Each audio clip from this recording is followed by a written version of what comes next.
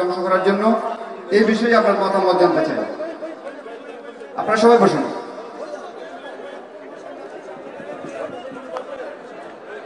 আসসালামু আলাইকুম।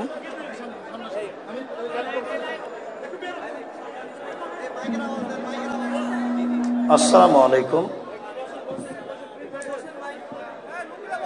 কোরআন এবং সহিহ হাদিসের প্রচারের একটি বড় মাধ্যম পিস টিভি বাংলা বাঙালিদের জন্য। ডাক্তার জাকির নায়েক কোনো মতামতের আশ্রয় নিয়ে, কোনো ব্যক্তির আশ্রয় দিয়ে দিন প্রচার করেন, এটা আমরা বিশ্বাস করি না।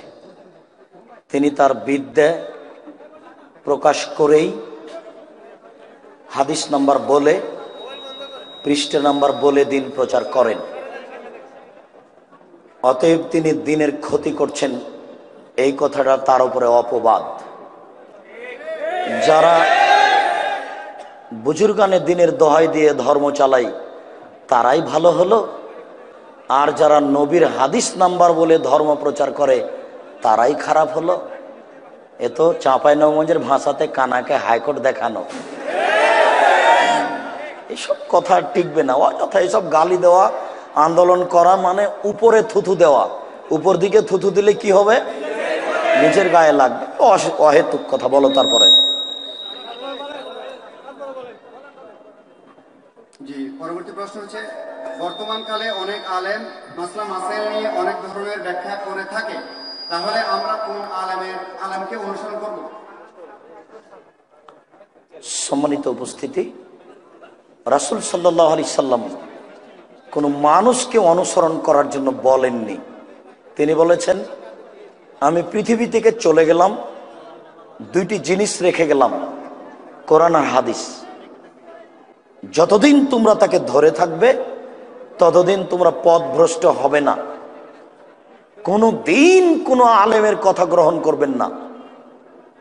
কথা যদি কোরআন এবং হাদিসের হয় তাহলে গ্রহণ করবেন। শোনার পরে আবারও আপনি বাংলা হাদিসের সাথে মিলিয়ে দেখুন, আবারও 5 জনকে জিজ্ঞাসা করেন, তারপরে আমল করবেন।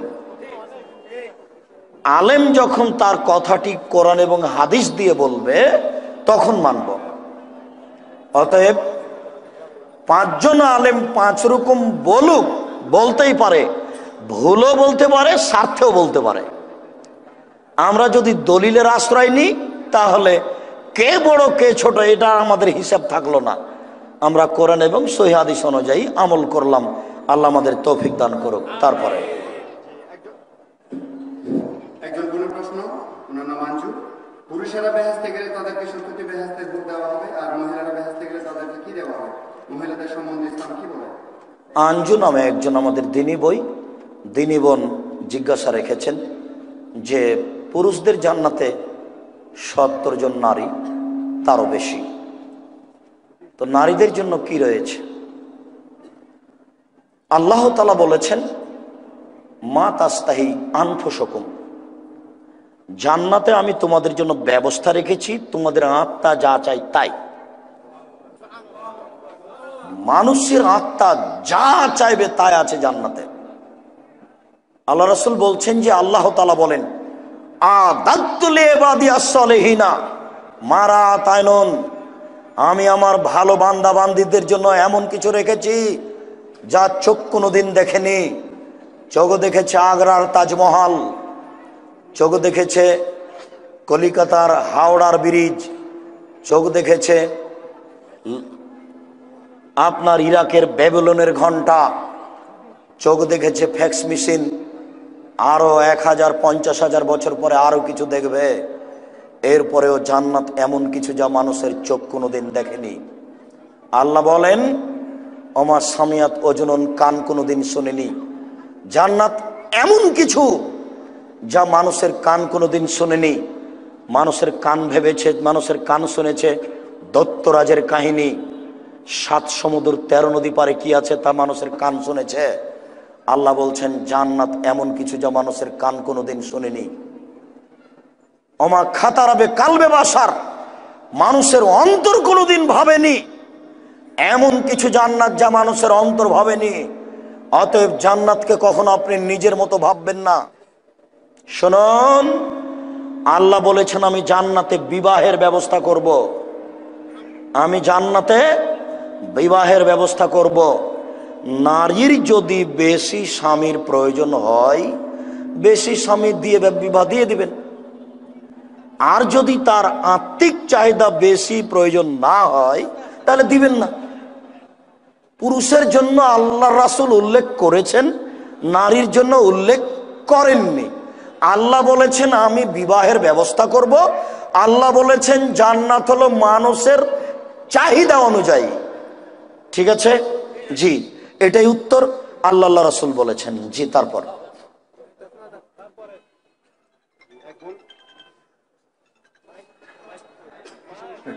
হ্যালো, হ্যাঁ, এক বোনের প্রশ্ন, স্বামীর অনুমতি ব্যতীত মহিলাদের দিনের কাজ করা জায়েজ আছে কি? কিসের কাজ? দিনের, দিনের কাজ। একজন দিনী বোন জিজ্ঞাসা করেন স্বামীর অনুমতি ছাড়া দিনের কাজ করা জায়েজ আছে কি? জি না। দিনের কাজ করা একজন নারীর অনুমতি নেই। আল্লাহ রাসূল বলছেন যে স্বামীকে না বলে নফল রোজা থাকতে পারে না। ইবাদতের জগতে সবচেয়ে দামি ইবাদত হচ্ছে সিয়াম থাকা, রোজা থাকা। বলতে পারেন ইবাদতের জগতে সবচেয়ে দামি ইবাদত কি? সিয়াম, রোজা থাকা। নফল রোজা থাকতে পারেন একজন নারী স্বামীকে না বলে। শুনুন, নারীদের এই থানা ওই থানা, এই জেলা ওই জেলা বক্তব্য দিয়ে বেড়া, এটা নাজায়েজ, হারাম। আয়েশা রাদিয়াল্লাহু তাআলা আনহা আল্লাহর নবী দুনিয়া থেকে চলে যাওয়ার পরে 18 বছর বেঁচে ছিলেন। পৃথিবীর সবচেয়ে বড় বিদ্বান মহিলা নারী আয়েশা, তিনি কোথাও যাননি। নারী দিন প্রচার করতে পারে তার বাড়িতে, আশেপাশের মা চাচি খালা ফুফু প্রতিবেশী আসলে তাকে দিন শিখিয়ে দিবেন। কোন নারী অন্য জায়গায় দিন প্রচার করতে যেতে পারে না। বুখারী মুসলিমের হাদিস, নারীগণ এসে রাসূলকে বললেন আল্লাহর নবী, পুরুষেরা আপনার পাশে বসে, আমরা তো আপনার পাশে বসতে পারি না। পুরুষ তো দিন ধর্ম শিখে নিল, আমরা তো শিখতে পারলাম না, তো আমরা কি করব? তখন আল্লাহ রাসূল বললেন তোমরা অমুকের বাড়িতে বসিও, আমি ওখানে যাব। বুখারী মুসলিম। তিনি বলেননি আয়েশাকে পাঠাবো। বুঝাতে পারলাম না? মহিলারা বলল যে পুরুষেরা আপনার পাশে বসে দিন ধর্ম জেনে নিল, আমরা আপনার পাশে বসতে পারি না, দিন ধর্ম জানতে পারলাম না, কি করব? তখন আল্লাহ রাসূল বললেন তোমরা অমুকের বাড়িতে বসিও, আমি যাব। তিনি বললেন না আয়েশাকে পাঠাবো। ভুল সিদ্ধান্ত। নারী এই জেলা ওই জেলা, এই পাড়া ওই পাড়া দিন প্রচার করতে যেতে পাবে না, তাদের এটা সুযোগ নেই। তারা বাড়িতেই আশেপাশের কেউ আসলে, আত্মীয় স্বজন আসলে তাদেরকে দিন ধর্মের কথা বলবে। স্বামীর অনুমতি নিয়ে বলতে হবে। স্বামীর অনুমতি নেই, কাজ চলবে না।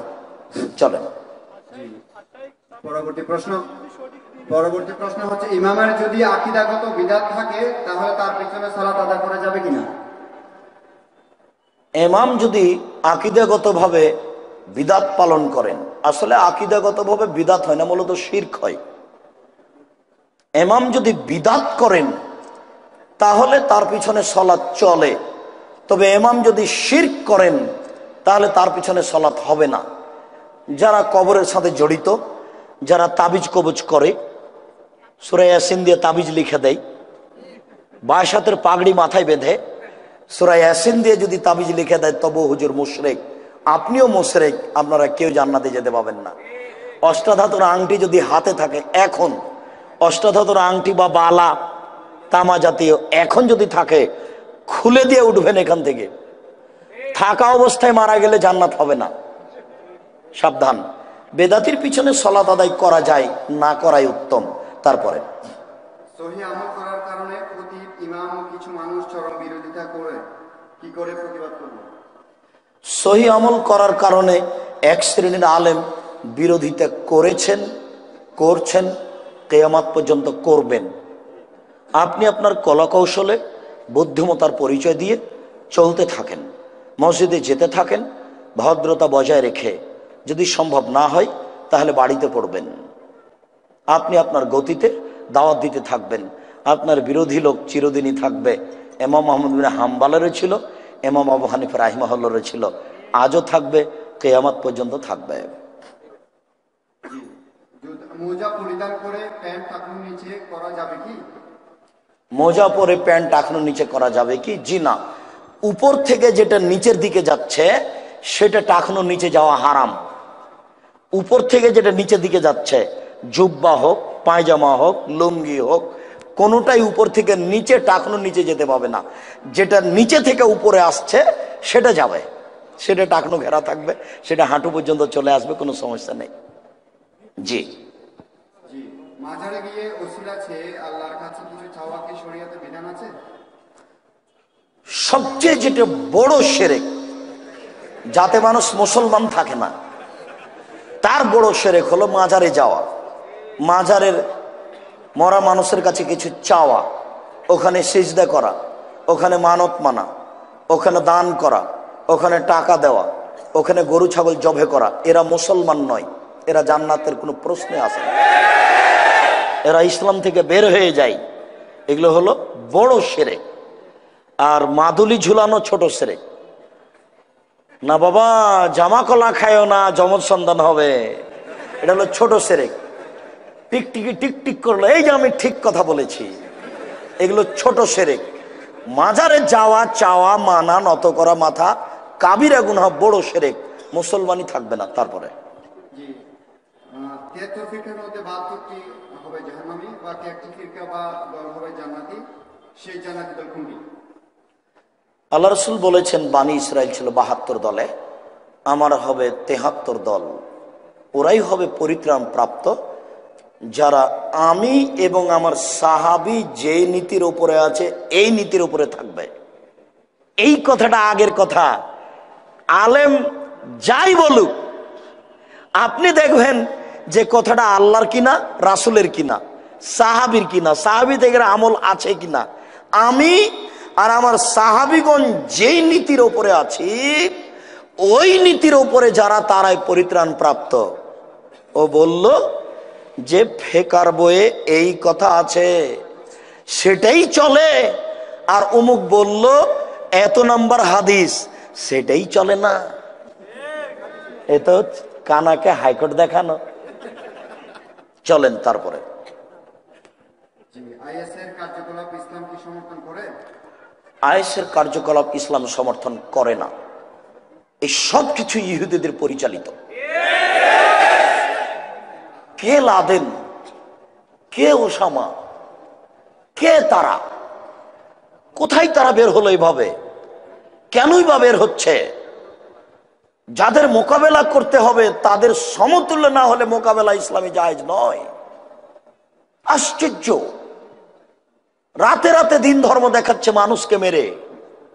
অতদিন পর্যন্ত যুদ্ধ বৈধ নয় যতদিন পর্যন্ত মুসলিম নেতা কোনো হিন্দু বা ইহুদি বা খ্রিস্টানের বিরুদ্ধে যুদ্ধ ঘোষণা না করেছে, ততদিন পর্যন্ত কাউকে মারা জায়েজ নয়, যুদ্ধে অংশগ্রহণ করা জায়েজ নয়। যতদিন পর্যন্ত আপনার কোনো মুসলিম নেতা ইহুদি খ্রিস্টানের বিরুদ্ধে যুদ্ধ ঘোষণা না করেছে, ততদিন পর্যন্ত সেই যুদ্ধে অংশগ্রহণ করা হারাম। সেটাই কাবিরা গুনাহ, সেটাই মানুষকে হত্যা করা। এগুলো আস্ত বোকামি। এই 3 নম্বর শ্রেণীর মানুষকে ইহুদিরা ব্যবহার করছে আমাদেরকে ধ্বংস করার জন্য। এই ছেলে, মোবাইলে মহিলা কণ্ঠ কেন? ইহুদি পরিকল্পনা করে, টাকা দেয় খ্রিস্টান, মাঠ কর্মী মুসলমান। এই ছেলে, টিভি খুললেই পতিতালয়ের মেয়ে পাউডার বিক্রি করছে কেন? এই পুরুষ দিয়ে পাউডার বিক্রি চলে না। ইহুদি পরিকল্পনা করে, টাকা দেয় খ্রিস্টান, মাঠ কর্মী মুসলমান।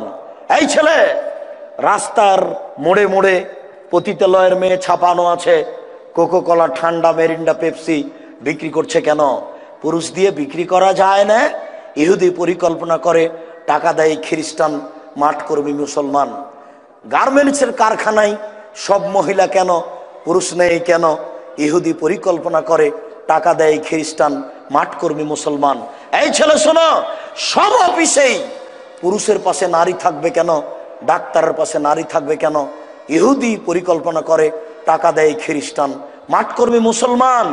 ধর্মের নামে বোমা মেরে মুসলমানকে মারতে হবে, ইহুদি পরিকল্পনা করে, টাকা দেয় খ্রিস্টান, মাঠ করবে মুসলমান, সাবধান থেকো।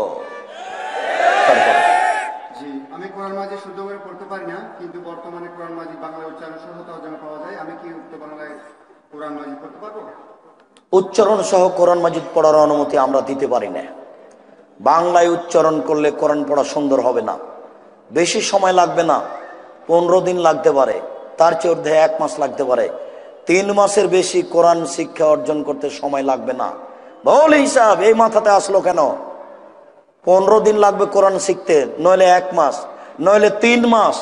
3 মাসের বেশি কোরআন শিক্ষা অর্জন করতে লাগবে না। আপনি জরুরি সকাল হতে হতে সিদ্ধান্ত গ্রহণ করুন, 3 মাসের মধ্যে কোরআন শিখতে হবে যে কোনো মূল্যে।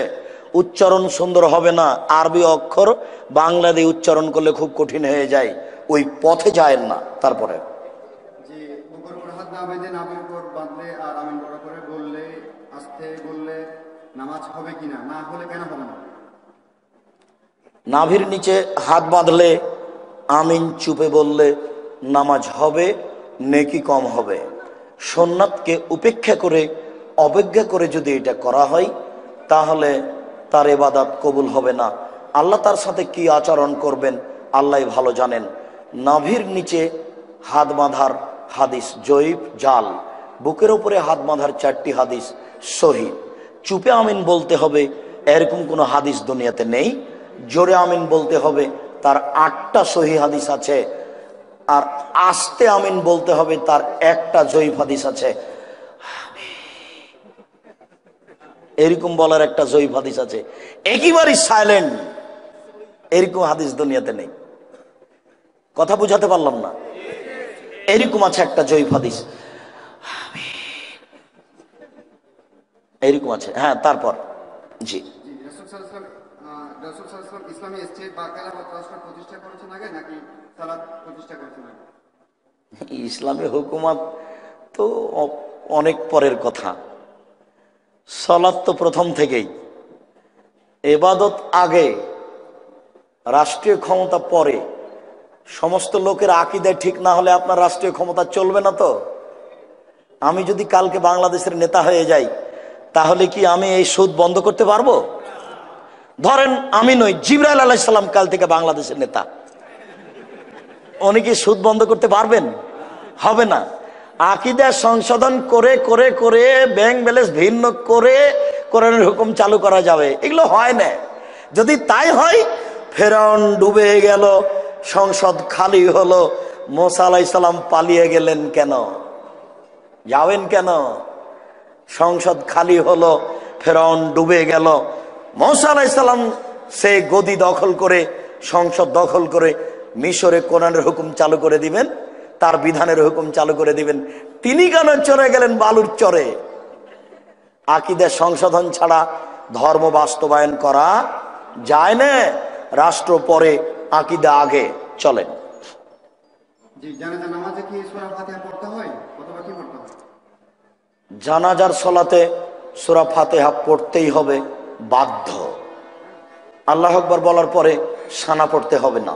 আউযুবিল্লাহ বিসমিল্লাহ সূরা ফাতিহা অন্য একটি সূরা। আল্লাহু আকবার বলার পরে দুরুদ, তারপর আল্লাহু আকবার বলার পরে বিশেষ দোয়া, তারপরে আল্লাহু আকবার বলে সালাম। সূরা ফাতিহা পড়তেই হবে, বুখারী মুসলিম বাধ্য। চলেন।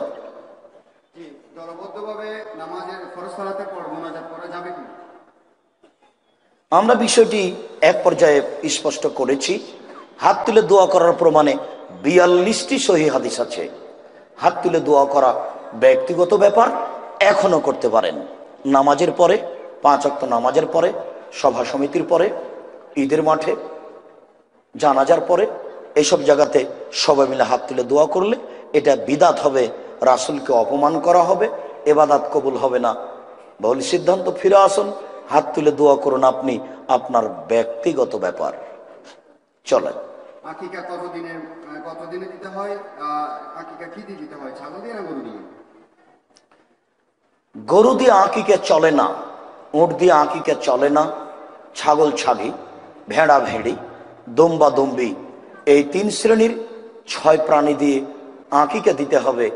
আকিকার প্রাণীর কোনো শর্ত নেই, কানা হোক, ল্যাংড়া হোক, খোড়া হোক, 2 মাসের হোক, 2 বছরের হোক, 2টা প্রাণী হতে হবে। 7 দিনের দিন আকিকা দিতে হবে। 7 দিনের আগে বাচ্চা মারা গেলে আকিকা লাগবে না। 14 দিনের হাদিস ঠিক নয়, 21 দিনের হাদিস ঠিক নয়, জীবনে একদিন আকিকা দেওয়ার হাদিস ঠিক নয়। 7 দিন পার হয়ে গেলে আকিকা লাগবে না। আল্লাহকে বলতে হবে, আল্লাহ আমার ভুল হয়ে গেছে, তুমি মাফ করো। 7 দিনের দিন 4টা কাজ আছে। 1, ছাগল জবে করতে হবে।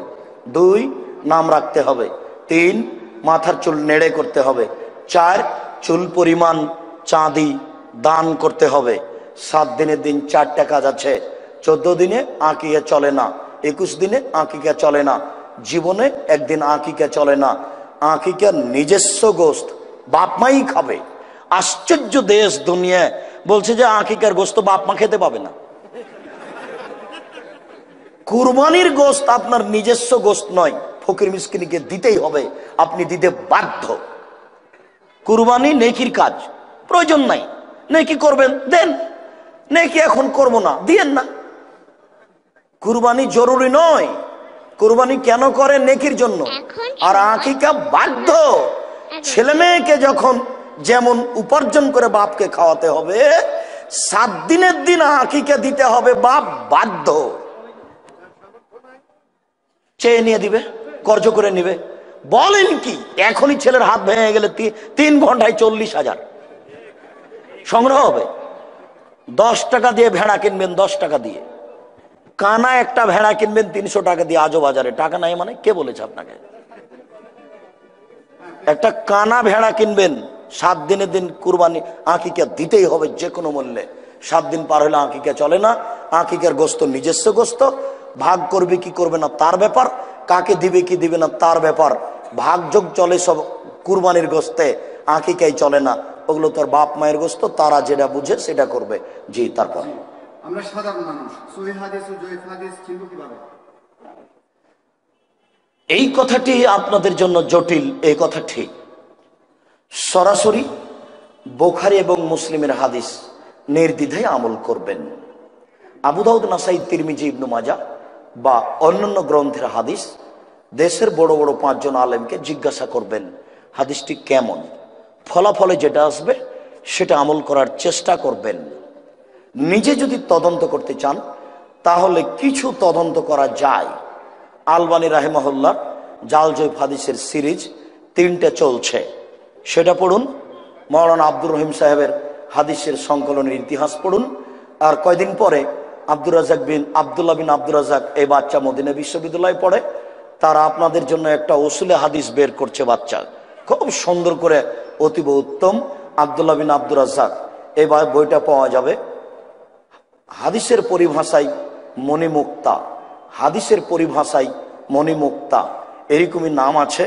এই বইটা পড়লে আপনি কিছু বুঝতে পারবেন, কিভাবে হাদিস সহিহ, কিভাবে হাদিস জয়ীফ। তবে বিষয়টি জটিল। প্রথমে পরামর্শ দিলাম, বুখারী এবং সহিহ হাদিস মুসলিম মানেন, কোনো সমস্যা নেই, সব হাদিস সহিহ। অন্য গ্রন্থের হাদিস মানলে 5 জন বড় আলেমকে জিজ্ঞাসা করে নেবেন, উপস্থিত পরামর্শ। তারপর পায়ে ধরে সালাম করাটা কি শিরক এর পর্যায়ে পড়ে? পায়ে ধরে সালাম করাটা কি ইসলাম ধর্ম বৈধ? পায়ে সালাম দেওয়া কুসংস্কার, এটা হারাম। পায়ে সালাম দেওয়া যাবে না, পায়ে চুমা দেওয়া যাবে না। সালাম মুখে আর বাস্তবতায় হাতে হাত মিলানো। হাতে চুমা দেওয়া যাবে না, হাত টেনে নিয়ে বুকে রাখা যাবে না, এত মহব্বত চলবে না। আল্লাহ নবী বলেছেন, সালাম দেওয়ার পরে হাতে হাত মিলানোর পরে হাতটা খুলতে না খুলতেই সব পাপ ক্ষমা হয়ে যায়। আবার এখানে লাগাচ্ছেন কেন? এটা কোনটা? সাবধান। বাপ মা শ্বশুর শাশুড়ি কারো পায়ে হাত দেওয়া যাবে না, চুমা দেওয়া যাবে না, সব নাজায়েজ, কুসংস্কার, কাবিরা গুনাহ, হারাম। চলো। জি, ওসিলা ছাড়া বেহেশতে যাওয়া যাবে না। দোয়া করতে কি ওসিলা লাগে? নাউজুবিল্লাহ মিন যালিক। একটা দোয়া আপনি দেখেন তো কোন জায়গাতে ওসিলা বোঝা যাচ্ছে নাকি? মসজিদে ঢুকছেন, আল্লাহুম্মা আফতাহলি আবওয়াবা রাহমাতিক, আল্লাহ তোমার রহমতের দরজা খুলে দাও। আল্লাহুম্মা আফতাহলি আবওয়াবা রাহমাতিক, আল্লাহ তুমি আমার জন্য তোমার রহমতের দরজা খুলে দাও। দেখেন তো এখানে কোনো পীর সাহেব আছে নাকি ওসিলা? আপনি আল্লাহু আকবার, সুবহানাকা আল্লাহুম্মা ওয়া বিহামদিকা ওয়া তাবারাকা ইসমুকা ওয়া তাআলা জাদ্দুকা ওয়া লা ইলাহা গায়রুকা, তোমার প্রশংসা করি, তুমি ছাড়া কোনো মাবুদ নেই, এক আল্লাহ তুমি। দেখেন তো কোনো মাধ্যম ওসিলা আছে নাকি? আল্লাহু আকবার, আল্লাহুম্মা বাঈদ বাইনি ওয়া বাইনা খাতায়ায়া কামা বা'আদতা বাইনাল মাশরিক ওয়াল মাগরিব। হে আল্লাহ, তুমি আমার পাপকে ধুয়ে দাও। হে আল্লাহ, তুমি আমার পাপকে স্বচ্ছ পানি দিয়ে ধুয়ে পরিষ্কার করে দাও। যেমন ভাবে ময়লা কাপড়, সাদা কাপড়কে ময়লা থেকে ধুয়ে পরিষ্কার করা হয়। দেখেন তো কোনো মাধ্যম আছে নাকি? কিয়ামত পর্যন্ত কোনো দুয়ায় মাধ্যম পাবেন না, ওয়াসিলা লাগে না। ধর্ম কি বোকা? আল্লাহ কি অচল অথর্ব যে আর একজনকে লাগবে? আপনি না হয় ধনী মানুষ পীর সাহেবের কাছে গিয়ে ওয়াসিলা ধরলেন, আমি তো গরিব মানুষ, ওখানে যেতেই পারি না, তাহলে কি আমি এমনি জাহান্নামে চলে যাব নাকি? ধর্ম এমন পাগল।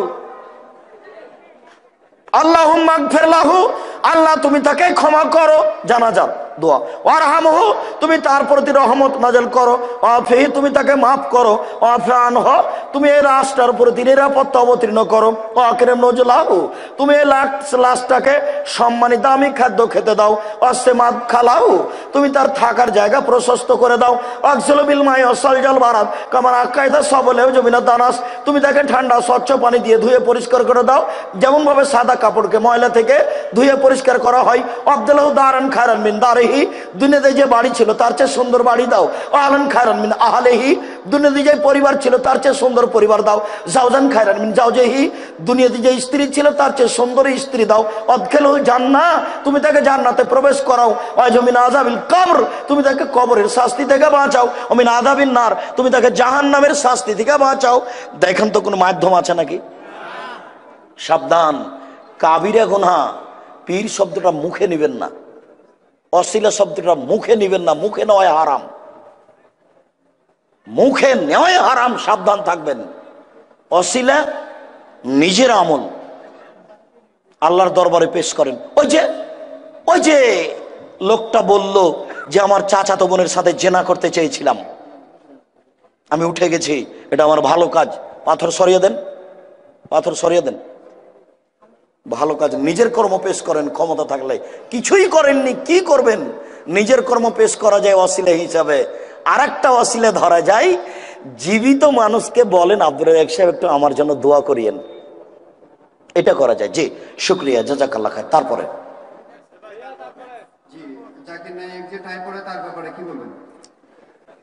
টাই পরা আমরা জায়েজ মনে করি না। আমি তাকে জিজ্ঞাসা করলাম, জনাব টাইটা ছেড়ে দিতে হয়, এটা তাকওয়া বিরোধী। তখন উনি হেসে উঠলেন, হেসে উঠে বললেন যে আসলে অনেক ধরনের মানুষ থাকে, তো আমি স্যাটেলাইটে আসি, এটা এই জন্য পছন্দ করি আমি। এই তার মানে তিনি যে খুব আগ্রহ সহকারে পড়েন তা নয়। তবে আমি বলেছি তাকওয়ার দাবি এটাই, যেটা ছেড়ে দিতে হবে।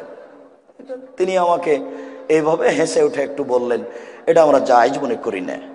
তবে পায়জামা, প্যান্ট, লুঙ্গি, আপনার কোট সব চলবে, প্যান্ট চলবে যখন হবে ঢিলা ঢালা। ঢিলা ঢালা বুঝেন না? আঁটো সাঁটো হারাম। চলো তারপরে।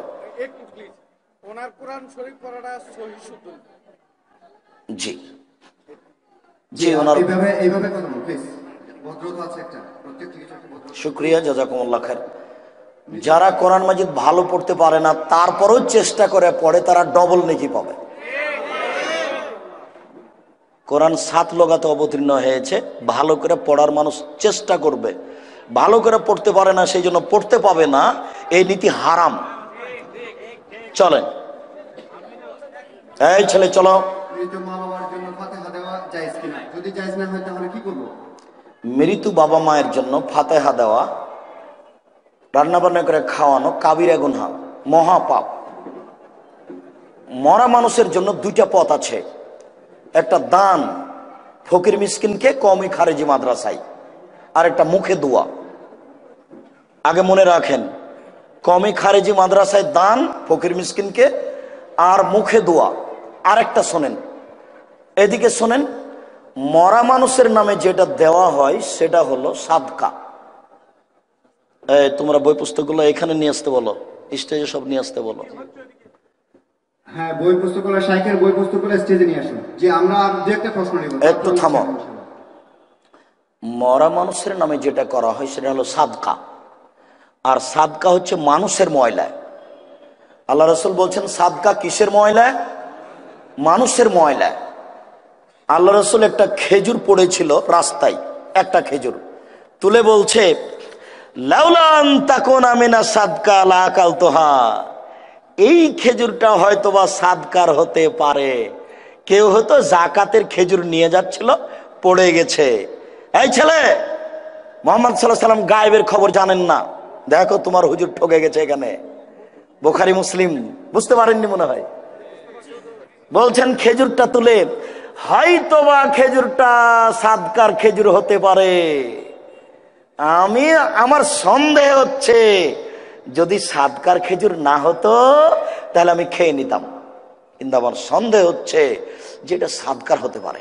কই, উনি তো গায়েবের খবর জানেন না, উনি নগদ বলে দিবেন এটা সাদকার খেজুর, অথবা আমি খাবো না। গায়েবের যদি খবর জানেন, তোমার হুজুর মিথ্যা কথা বলেছেন, তিনি গায়েবের খবর জানেন না। আর একটা, তার উপরে সাদকা হারাম। এই শোনো, হোসাইন সাদকার একটা খেজুর মুখে দিয়ে দিয়েছেন, লাফ দিয়ে উঠে গিয়ে মুখের ভিতরে আঙ্গুল ঢুকিয়ে বের করে বলছেন, ছি ছি, তুমি করেছো কি? সাদকা হচ্ছে মানুষের ময়লা, লা ইয়াহিল্লু আলি মুহাম্মদ, মুহাম্মাদের জন্য হারাম, তার পরিবারের জন্য হারাম, তাদের বাড়িতে যারা কাজ করে তাদের জন্য হারাম, যারা কাজ করে খেতে পারে তাদের জন্য হারাম। একজন রিক্সা চালকের জন্য সাদকা হারাম। এই ছেলে, তোমার বাপের জন্য গরু জবাই করেছো, তোমার চাচা খাবে কি করে বলো?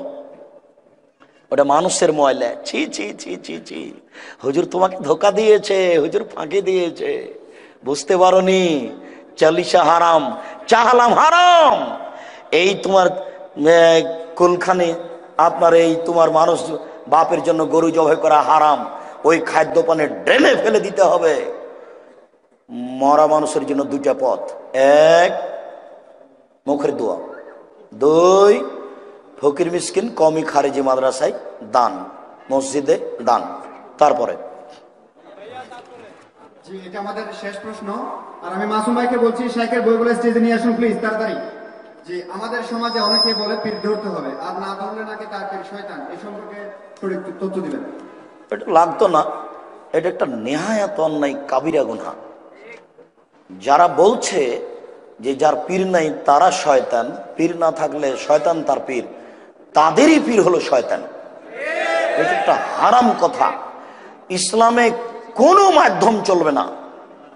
সবার জন্য অধিকার রয়েছে সরাসরি আল্লাহকে বলার। আল্লাহ এত অচল সত্তা নন যে আর একজনের মাধ্যম দিয়ে ওখানে যেতে হবে। আল্লাহ এত অকেজো সত্তা নন যে কারো মাধ্যম দিয়ে যেতে হবে। যেই 10 তলা বিল্ডিং এর উপরে আছে তারও আল্লাহ যেমন, যে রাস্তাতে ড্রেনের পাশে পড়ে আছে চট গায়ে দিয়ে তারও আল্লাহ তেমন। সবাই আল্লাহকে সমানভাবে বলতে পারে, ওটা মিথ্যা কথা, নোংরা কথা। এই কথা বললে ফিরে আসতে হবে তোবা করে। এত বড় মিথ্যা কথা ধর্মে বলা ঠিক নয়। জি জি, আমাদের প্রশ্নোত্তর পর্ব এখানে শেষ। এখন শাইখের কিছু বই আছে, আমি শাইখকে পর্যায়ে অনুরোধ করছি আমাদের জন্য এবং আমাদের দেশের জন্য, আমাদের জাতির জন্য একটু দোয়া করার জন্য। শুকরিয়া, জাযাকুমুল্লাহ খায়ের।